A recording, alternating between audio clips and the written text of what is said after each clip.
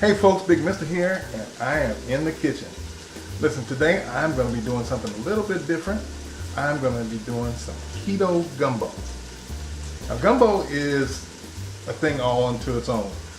If you go to Louisiana and ask for gumbo, in 10,000 houses you will get 10,000 different gumbos. But there are a few things that are just common to gumbo no matter where you go. One, gumbo is a stew. It shouldn't be runny like a soup. It should be thicker. And the way that thickening is done is with what's called a roux. And a roux is made with equal parts of flour and some type of fat, either butter or lard or something like that. Now, what I'm going to do to make this keto is I'm going to make my roux with almond flour and bacon fat. That way I don't have any type of normal wheat products, any kind of carb in this. So we're going to try it out and see how it works. Now this is about a cup of bacon fat, and I'm going to be adding in a cup of almond flour. Keep it stirring, keep it moving. That's the big thing about a roux. You have to keep it moving because you don't want anything to burn. Some more flour.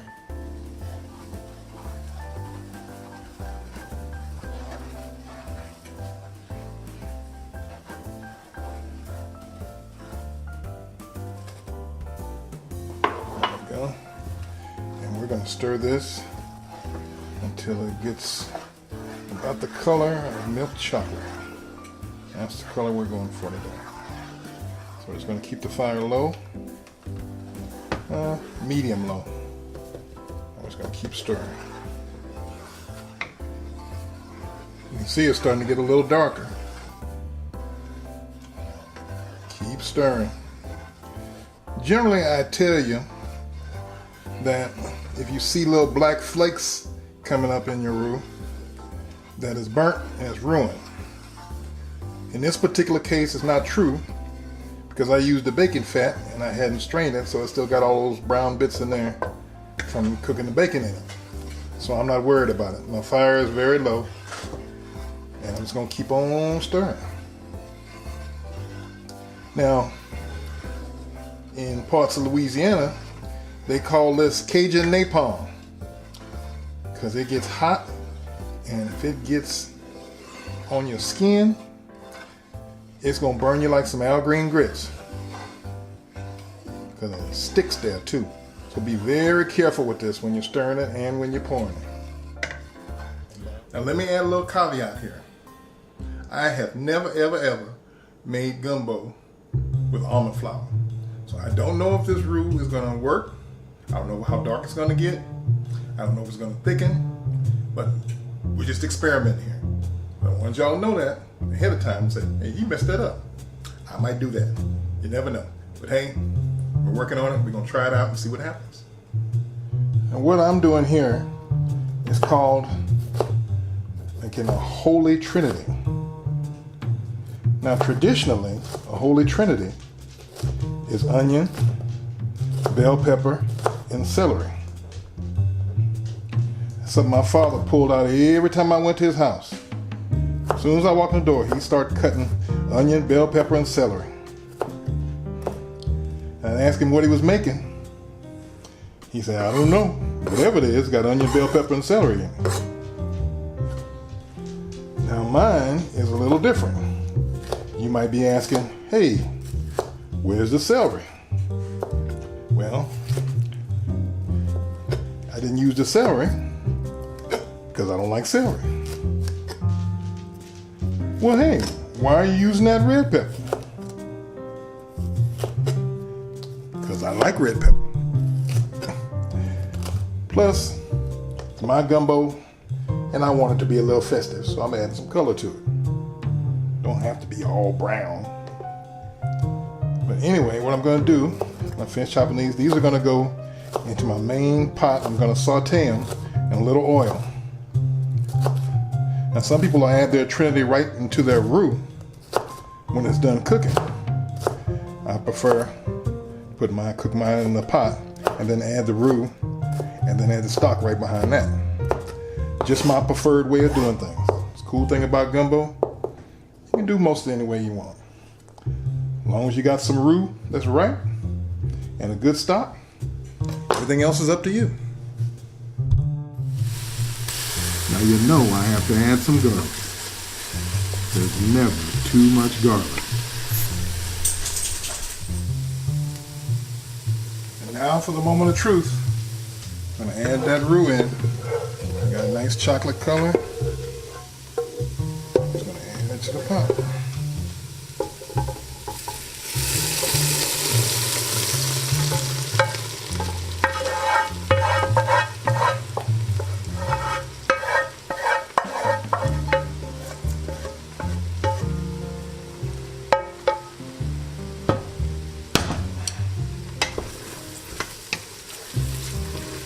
Ooh, I wish y'all could smell this nuttiness.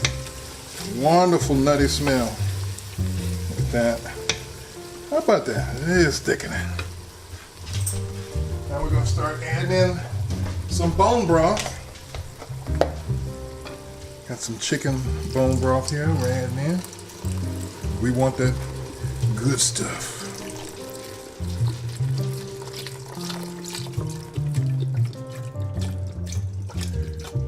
Of course, it doesn't pour quickly.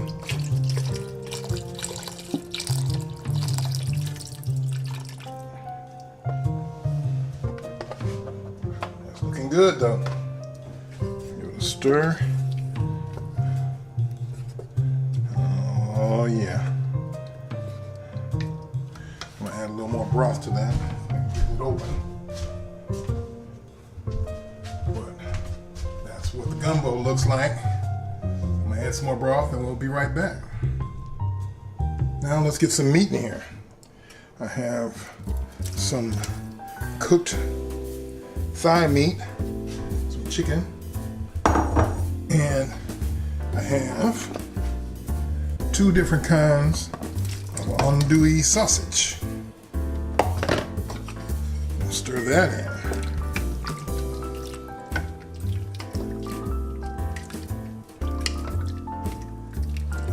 Looking good. And we're going to let that simmer by itself for about 10 minutes. I'm going to come back and add the seasonings.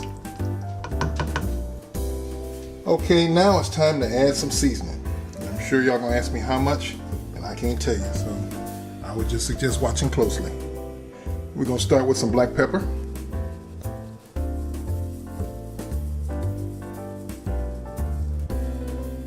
About that much. I'm going to add some white pepper.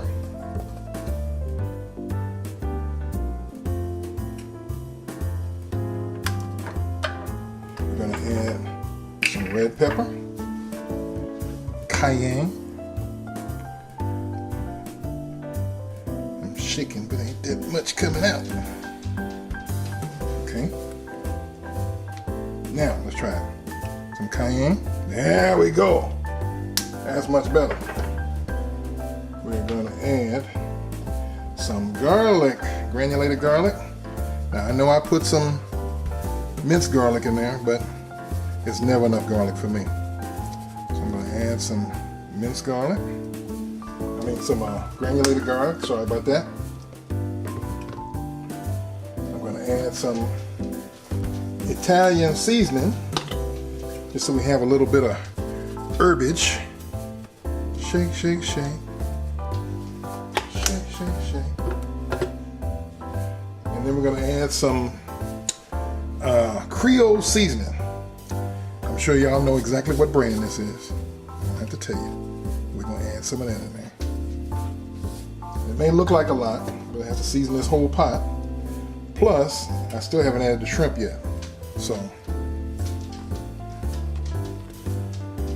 give it a stir. And for its flavor and its special thickening powder, we're going to add some gumbo filet, if it'll come out the bottom. Whoa, that's a lot of filet. That ought to make it good and thick. You just jump right out of there. Did y'all see that? Give that a stir. Now you may have noticed that I didn't, let me turn this fire down a little bit. You may have noticed that I didn't add any salt, except maybe the little bit that was in the Creole seasoning. But I wanted all these flavors to get together first before I added the salt. That way I know how much to add, because I don't want to add too much. You can always add salt, but you can't take it away. So I'm giving that a good stir.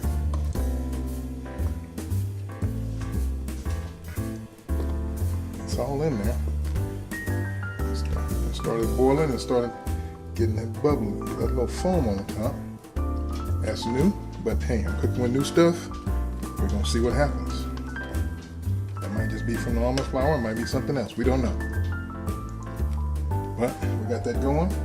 We're gonna let it simmer for a little while, taste it, and then we'll add some salt. And we're gonna let this cook for probably about 30 minutes, then we'll come back and add the shrimp. I forgot one thing. Glad I remembered. I wanted to give this some umami, and since it is a seafood gumbo, at least it will be when I put the shrimp in there, I'm gonna add some fish sauce. Just a few drops. Add that extra savoriness to it. Back in a minute. Okay, it's time to put the finishing touches on it. What I have here are some nice, beautiful shrimp. These were, I think, the 3140s. They're the biggest ones I could find. They were peeled with the tail off. I don't know why people put tails, shrimp with tails on it, in their gumbo or in anything. Now, I don't know why anybody would want to stick their fingers in their gumbo to peel a tail off a shrimp. It just doesn't seem to make sense to me. But I like mine with the tail off, so I can just go spoon them out. I don't want anything to slow me down. I'm going to add in a few drops of red pepper sauce. Believe me, that's just a few for that big pot. And just to make it extra silky, I'm going to add a few pats of butter.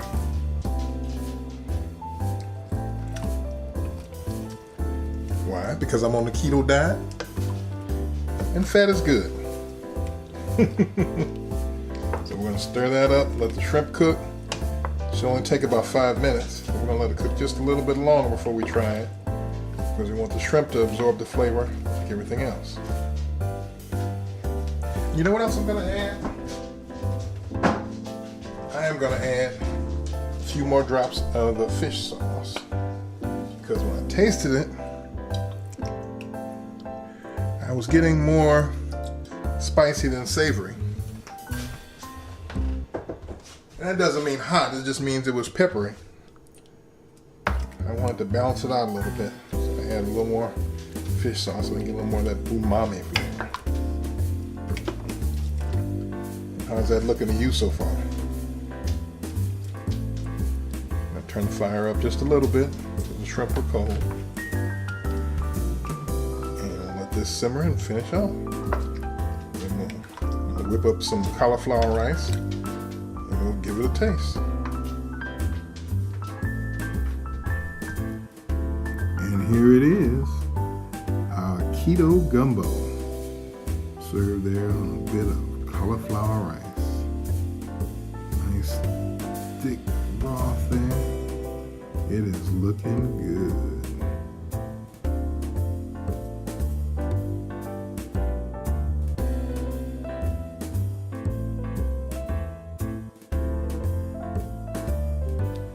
This is really good. Want a bite?